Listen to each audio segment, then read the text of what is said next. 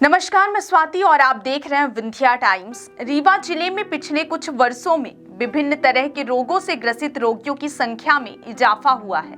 इसका सबसे बड़ा कारण खान पान है, जो लोगों को न सिर्फ बीमार कर रहा है बल्कि उन्हें मौत की दहलीज तक ले जा रहा है। पूरे जिले में जगह जगह ठेलों में बिकने वाली खाद्य सामग्री का सेवन करने से लोगों के स्वास्थ्य में बुरा असर पड़ रहा है।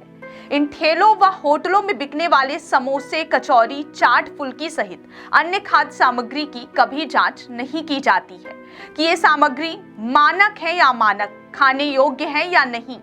कहने को तो खाद्य विभाग को जिम्मेदारी मिली है कि जिले में किसी भी स्तर में बिकने वाले खाद्य पदार्थों की समय समय पर जांच करें, लेकिन इस विभाग के अधिकारी सिर्फ दिवाली, दशहरा ही नजर आते हैं।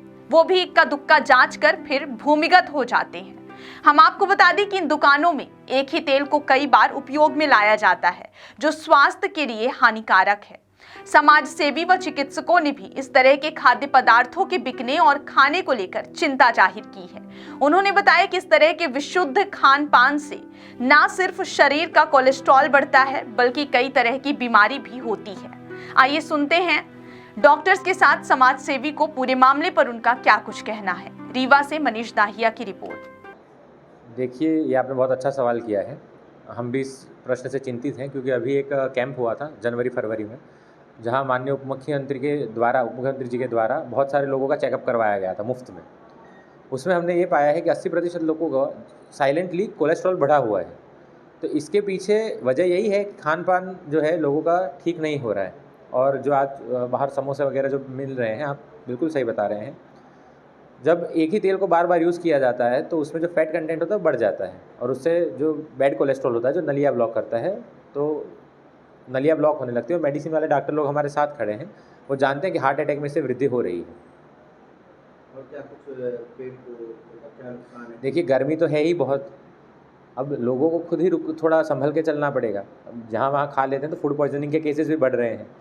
बिल्कुल स्वस्थ रहें, फल फूल खाएं, जूस पिएं, घर पे रहें, आराम करें अच्छे से, और बाकी जो चीज़ें अवॉइड करने लायक है वो अवॉइड करें।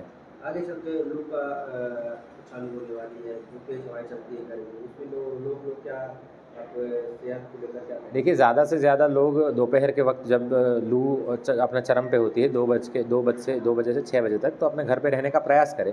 अगर बहुत ही आवश्यक हो और बाहर निकलना ही पड़े तो माथे वाथे को ढक के निकले अच्छे से, जब कि लू ना लग जाए।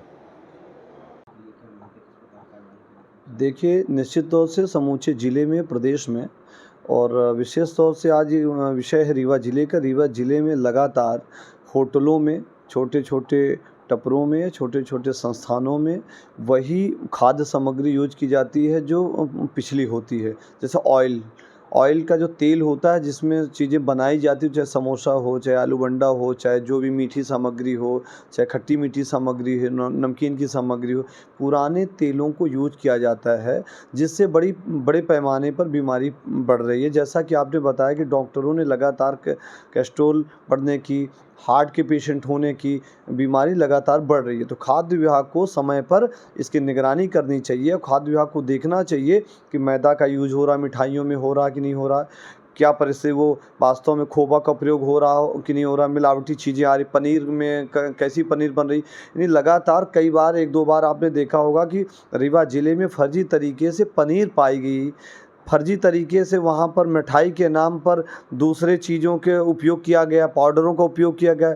वर्तमान में दही की जगह पाउडर का प्रयोग किया जाता है। तो इस प्रकार की जब चीज़ें आएंगी, तो जब आदमी को खाद्य भोजन की चीज़ें में मिलावट होगी, उसके जीवन से संबंधित खिलवाड़ में व्यवस्था में खराबी होगी, तो निश्चित तौर से उसका जीवन नष्ट होगा। इस प्रकार के डॉक्टर समय समय पर वर्कशॉपों के माध्यम से अन्य सुझाव दिया करते हैं, पर इसके बावजूद भी रीवा जिले में 100% मिलावट की प्रक्रिया हो रही है और खाद्य विभाग के अधिकारी इस विषय पर निगरानी नहीं कर रहे हैं, जांच नहीं कर रहे हैं और औपचारिकता कभी कभार छापा की कार्रवाई और दिखाने की कार्रवाई करते हैं। जैसे सिरमौर चौराहा को उठा ले, चौराहा में निश्चित तौर से पूरे व्यापक पैमाने पर वही पुरानी सामग्रियां प्रयोग की जाती हैं। जैसे समोसा आपने देखे होंगे कि रीवा में बड़ी प्रचलित है, आलू बंडा, समोसा, नमकीन, पोहा। तो पुरानी सामग्रियों का, पुराने आलू का, पुराने मैदा का अब पुराने ऑयल का एक एक महीने उस ऑयल का प्रयोग किया जाता है, 10-10 दिन ऑयल का प्रयोग किया जाता है। तो रिफाइंड तेल का उपयोग भी नहीं किया जाता, वो तेल जो पुराना होता है उसी का उपयोग किया जाता है। तो खाद्य विभाग के अधिकारियों को इस विषय पर विशेष निगरानी करनी चाहिए। यहाँ तक मेरा मानना है कि जिला प्रशासन के अधिकारियों पर, खाद्य विभाग के अधिकारियों पर निगरानी करनी चाहिए। ये कमीशन खोरी का मामला है।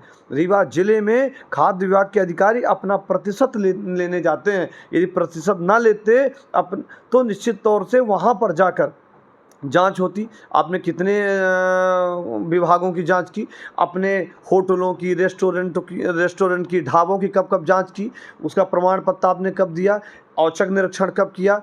पर किसी भी ढाबे में, किसी भी रेस्टोरेंट में, किसी भी चाहे छोटे संस्थान हो, चाहे वो बड़े संस्थान हो, चाहे वो टपरा हो, चाहे वो ठेले हों, यदि कहीं भी इस प्रकार की सामग्री बिक रही है तो निश्चित तौर से कड़े कदम उठाने की ज़रूरत है। इसलिए कि जीवन से संबंधित कोई खिलवाड़ होता है, भोजन से तो ही मूल रूप से यदि भोजन में इस प्रकार की गड़बड़ी की जाएगी तो निश्चित तौर से देश और ये जिला प्रदेश स्तर में बीमारी व्यापक पैमाने पर बढ़ेगी। कोविड को आपने देखा, कोविड जैसी महामारी आई। कोविड का क्यों महामारी आई?